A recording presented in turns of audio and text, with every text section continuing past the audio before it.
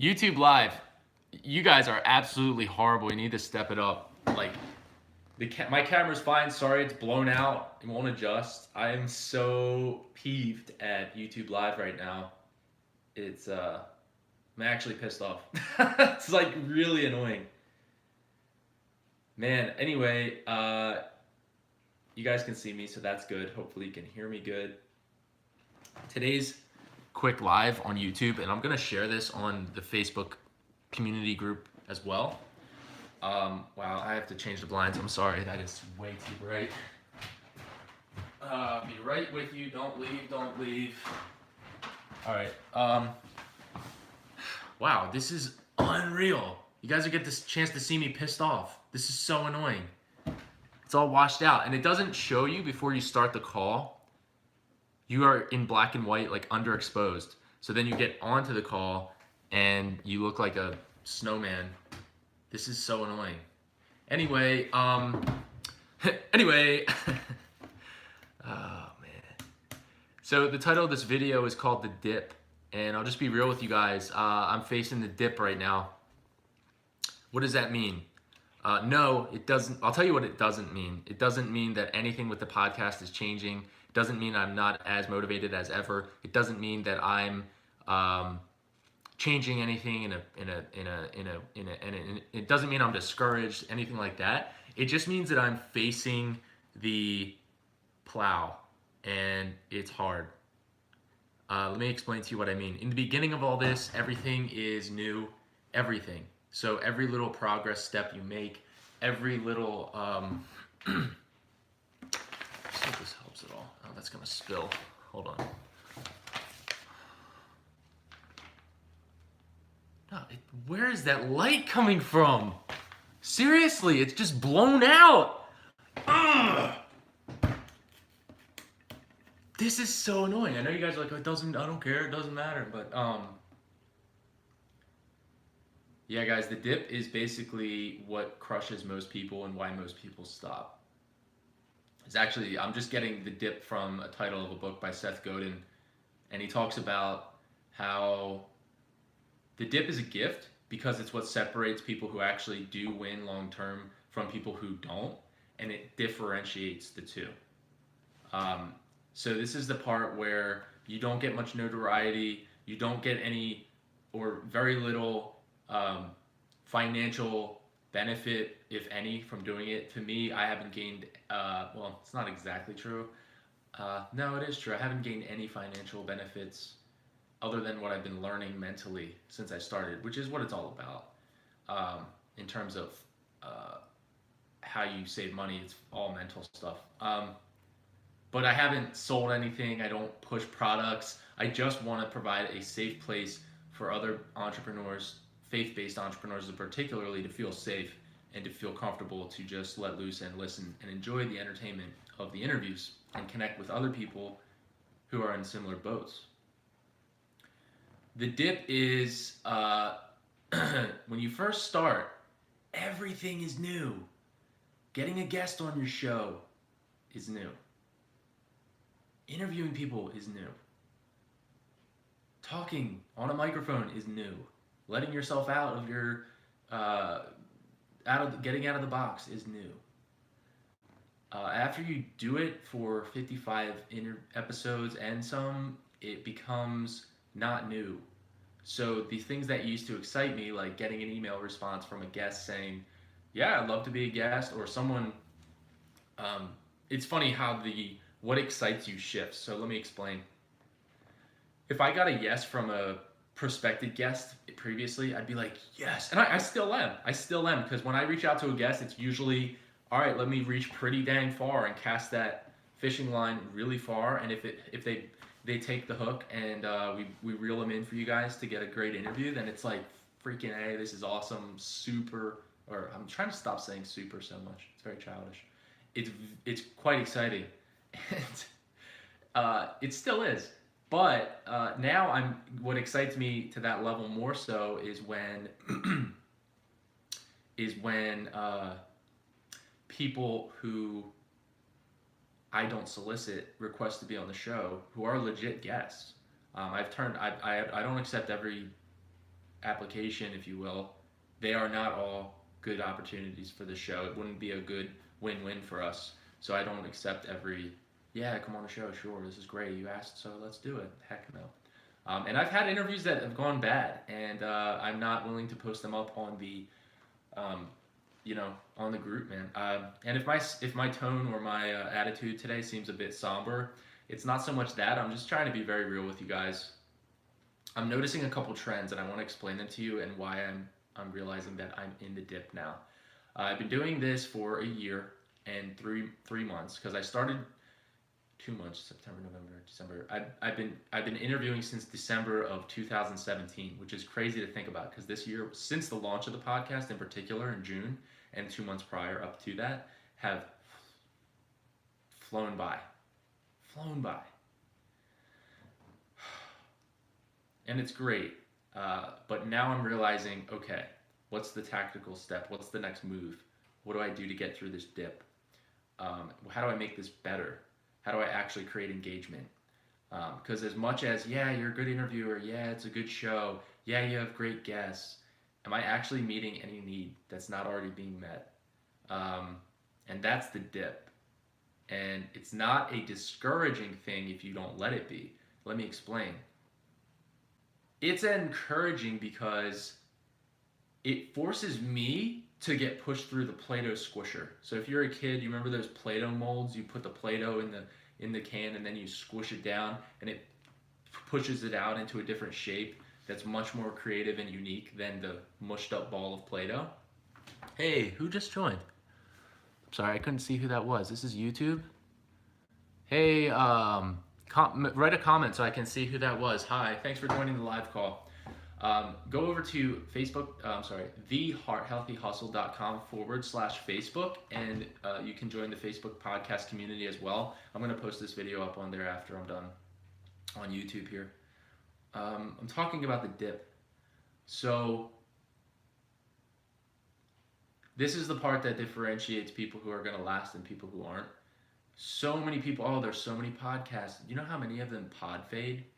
The trend that I am facing resistance in is this. There are a butt ton of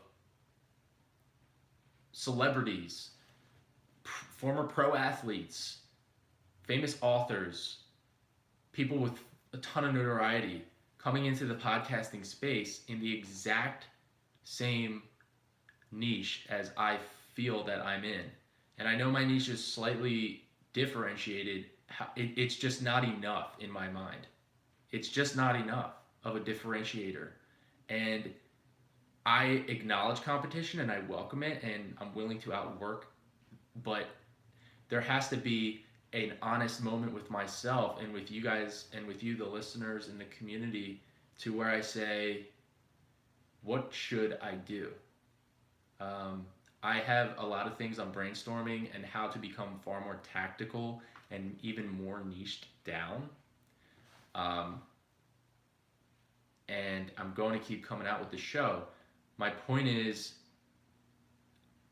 up until now, it's been benefiting me immensely, and it will continually do so. And each new opportunity that comes up just blows my mind each and every time. Sometimes you hit it off with a guest, and you're like staying connected after the show and rooting each other on and pitching opportunity back and forth and having your other podcast friends or other businesses you're in touch with, get in touch with them, and it's a win-win-win.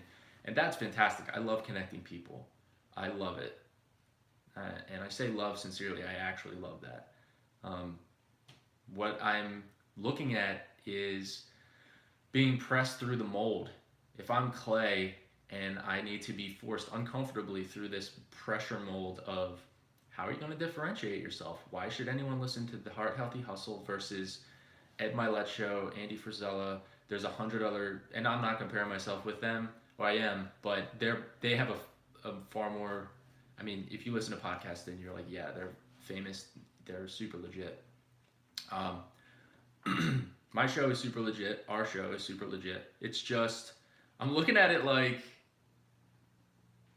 if I'm at a table with 8 other guys and it's a mastermind where everyone's bringing something new and a different perspective, why would I have a seat at that table if 6 out of the 8 other guys are doing the exact same podcast as me, and they already have an inner circle of friends who knows everybody, and right out the gate they're just bang bang bang bang bang, literally bypassing the initial 4 years that I need.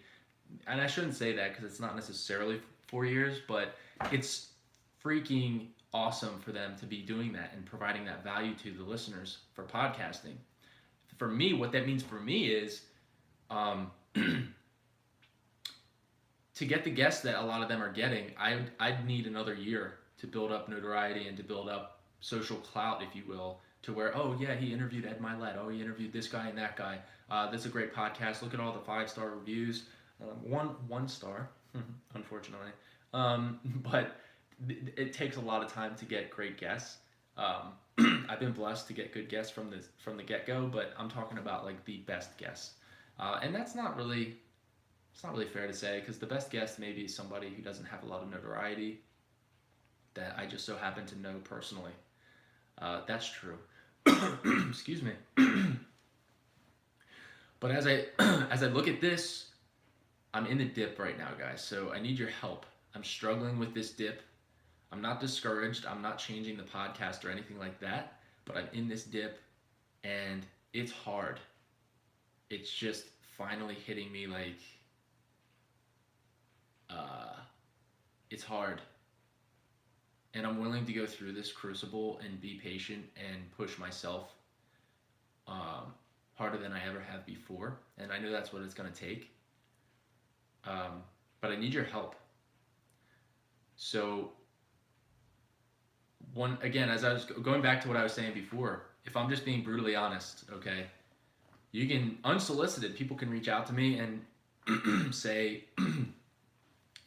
excuse me, episode 52 really was great, changed my life, or no one has said change my life. That's a pretty bold statement. People have said it's really been blessing me or inspiring me, or this really helped me, which is so encouraging, and that's my fuel. So I need that. That's fantastic. I appreciate that. But you can have everyone you know tell you, wow, awesome podcast, awesome guests. And they may sincerely mean it, and they may sincerely really support you and the show and the community. But does that mean anything for the long-term success of the show? Of course it does. It matters. However, I need to be meeting a need, and I don't think I'm doing a good job of that. So one, I want to apologize to you guys as the listeners for not being incredibly focused on tactical help up until now. But also, I need to make it clear that this show is for the entrepreneur. It's really to help the new entrepreneur see what is possible and realize that there's no need to be lonely. They're not alone, and to connect and equip proactive young professionals. And that's why I do this show. It's to connect and equip proactive young professionals. That's really why I do it. And those words, equip and connect, really are huge. And I'm not a know-it-all. I bring the guests on for a reason. Again, as I always say on Fantastic Friday episodes, this is just me sharing my journey. Take it with a grain of salt or two. I don't want to be the guy that's 20-something posting online saying, here's how you have a happy life all the time. And that's another trend I wanted to touch on. Honestly, it's so repulsive because everyone can I'm starting to see through it, and that's a gift I think that I do have, which is the ability, emotional intelligence, to see what something is going to work or is going to work. Unfortunately, and probably to no fault of their own, many social media influencers or people online, or even just small business owners, try to put stuff out there that they think is going to encourage, motivate, inspire, change the life of their following.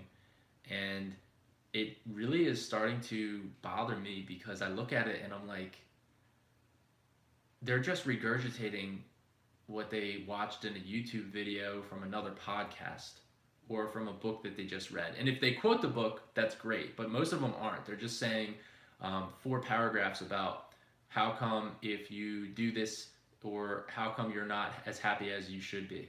And I'm like, man, girl, stop, or guy, stop. And they're only like young 20s.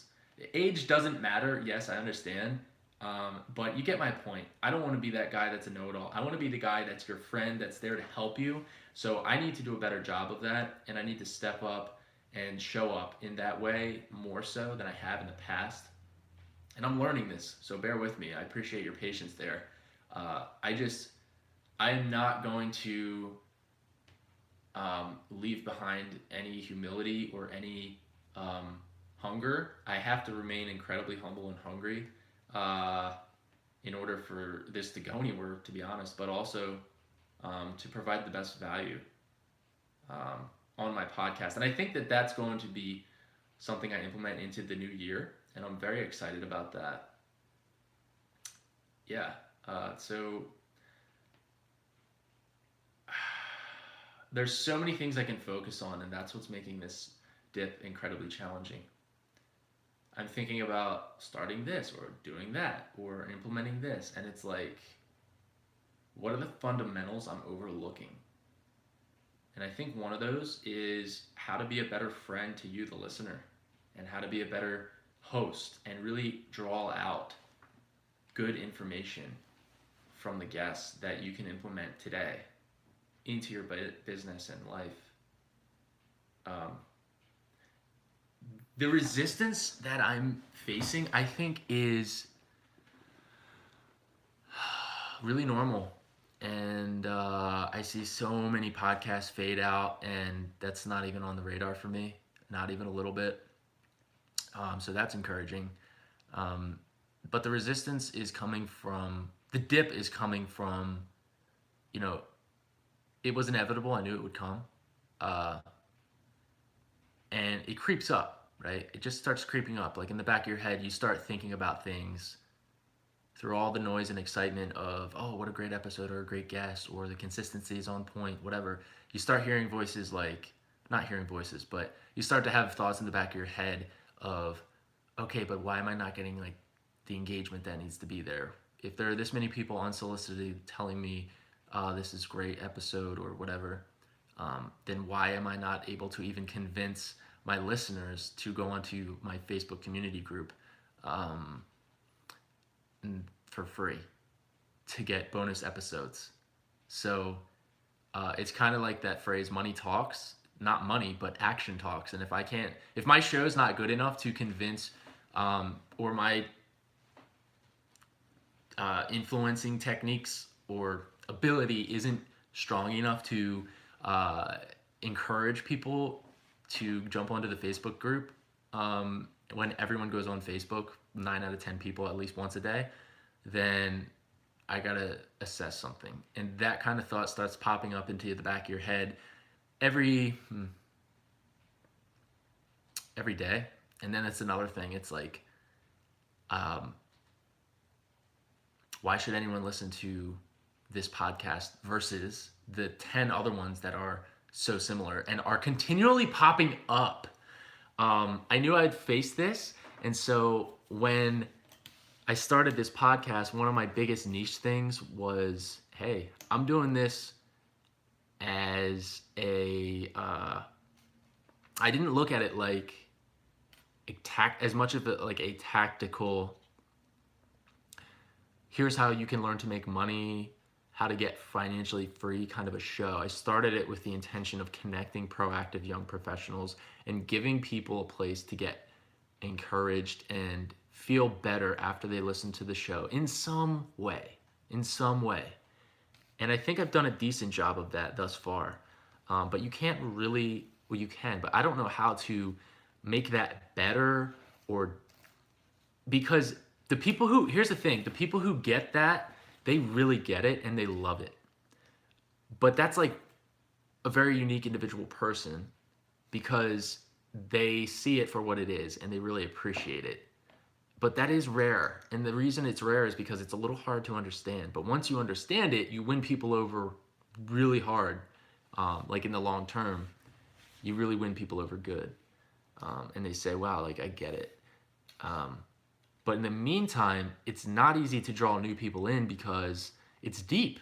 It's hard stuff to talk about. And it's not easy to be transparent and learn how to be vulnerable and really work on yourself and develop self-awareness and build your soul up. Not build your soul, but work on your inner self, to build your business. Like that is the foundational stuff to a successful business, though, from what I've learned, from what I've read, from other people. And but it's very hard.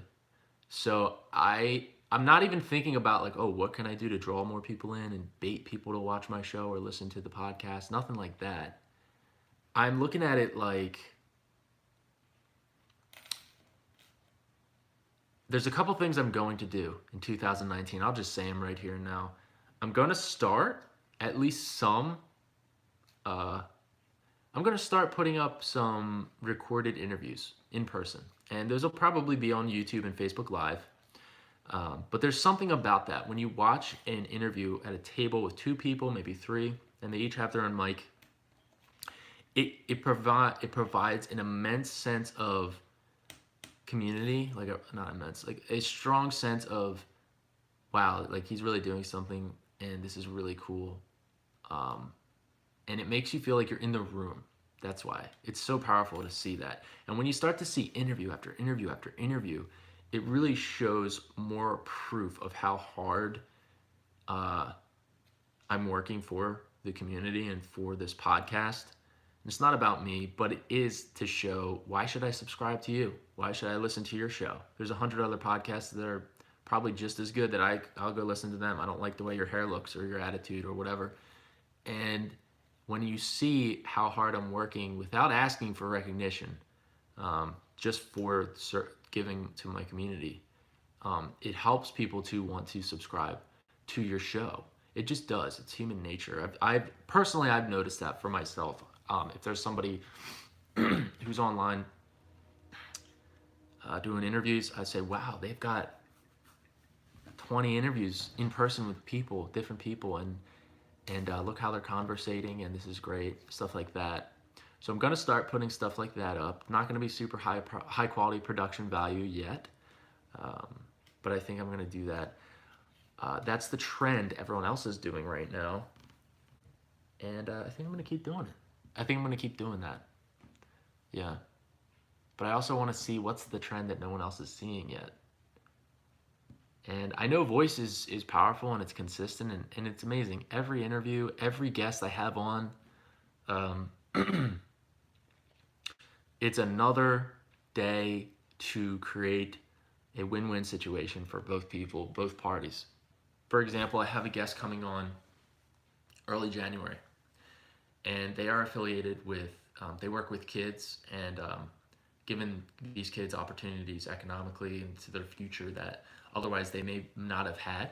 And it's a beautiful program. It really is. And I'm so excited to talk with this guy, learn from him.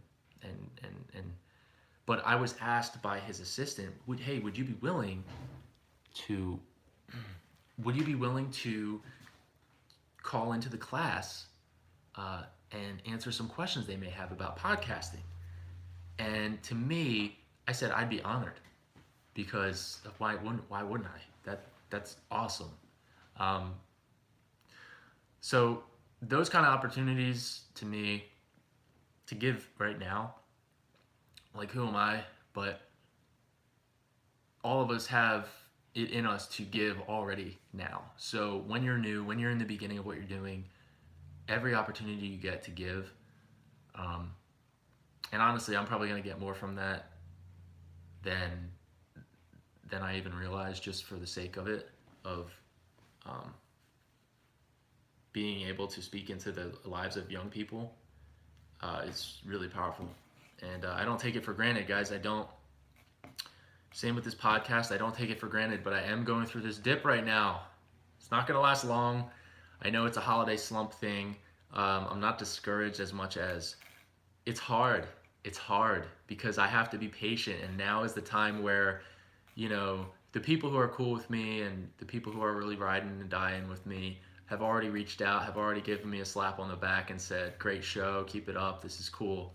The meetings have already happened, And now it's just me walking into a cold, dark cave, and I can't see the other side of it yet. And I need to change some things about myself to really get to where I want to go, if I'm being honest. I need to change my lack of discipline in the area of routines. I look back and I've done a couple different things entrepreneurially over the last 3 years. I'll just share with you guys, and why not? It's things I start and then stop. And it was funny too, because I would start like a clothing business when I knew I wanted to start this podcast, and I did a decent job at kind of just bootstrapping this clothing business, no pun intended. And it went pretty well, but I decided, hey, even if this does succeed to my wildest aspirations, I don't want to be successful at this. I don't want to spend all my time managing a clothing business. I don't want to do that. So I stopped. And people still have their shirts. I still have my shirts. I still wear them. I still believe in it. I want to revitalize it in the future at some point. But for right now, it's not the priority. But a bunch of stories like that. I have a few stories like that. Crypto, last winter, before winter actually, it was last fall. I have a drone business, so I realized if I had bought my drone for the retail sticker price that I paid for my drone, this, don't make fun of me, in Bitcoin, March of 2017, then by late November of 2017, I would have been able to pay off my student loan debt. Don't go buy Bitcoin, don't do it. Everybody knows that by now. But at the time, it was still so cheap. And I ended up delving into all that stuff like a month before the rest of society was talking about what's Bitcoin. And not in Bitcoin, but in other cryptocurrencies, I dove into that head first. Like I went all in, and I profited enough to pay off all of my debt to the cent and walk away with a couple grand. But I didn't cash out, so lesson learned. But what I'm saying is, when I put all my focus into something and dedicate myself to something, I can make stuff. I can make stuff move. I can start to see some progress. And with this podcast, I'm feeling progress for sure. Don't get me wrong. There is a lot of progress. Some great guests in the queue. I'm interviewing a guy actually in about 30 minutes, and he's a famous author. So there's progress. It's great. It's exciting. The dip I'm in right now is, even if my podcast is successful long term, what value am I providing differently than the obnoxious amounts of other people doing the exact similar thing? And no one is doing the exact same thing. Even if their show title and description is the same, their shows are different in ways. So I have that. But what do you guys need help with? Comment down below. Let me know what you need help with. Otherwise, I won't know what to speak to. Do you need help with how to, is it business? Is it more business related for those of you who are in this group?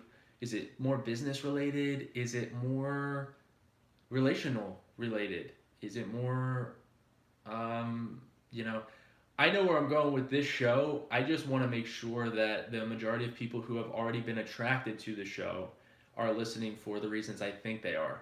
And if they're not, I need to have an honest assessment with myself about that and adapt accordingly. So yeah, that's going to be it, guys. I'm in the dip right now. It's a lot of resistance. This has been a half-hour video. I really needed to get this off my chest. Thanks for listening.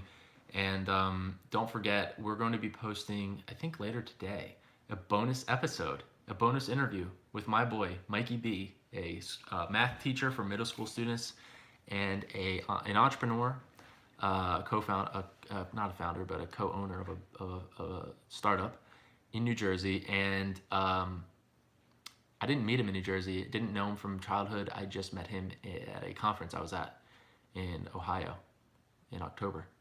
And we hit it off. So keep a lookout for that bonus interview. It's a full-length interview. I just am going to put it in here and not on the actual podcast as promised. Bonus content in this group. So yeah, that being said, do you guys want to see more of my day-to-day life? Do you want to see more vlogs? Do you want to see more video? Let me know, because I feel like that's how you really build rapport, is to let people in, have videos, let people see you interact with others, and really get a feel for who you are as a person. And I feel like that can really expedite relationship building online. So I'm willing to do what it takes, guys. You know that. And yeah, I gotta go prepare more for this interview coming up in a few minutes. Man, it's a lot on my mind. All right, well, thanks for watching. If you watched to the end of this video, I really appreciate that. I'm excited to look back on this video in a year or two and realize how much progress and how many things have changed over just a year, 2 years, 3 years. And I'm excited to take a clip from this stinking video in 2021 and put it into like a trailer or some kind of victorious thing where it's like, I got through the dip. This was just a rough patch. Not even a rough patch, but just a crucible of growth. You know, I stayed in the arena, took my beating and took my hits, and you guys were there with me to do it. So for the early people on the ground floor, thank you for being here, and I'm excited, and I'm excited to improve personally and provide a better podcast. Quite frankly, that's it. So I'll see you guys later. All right. Yeah, end the video.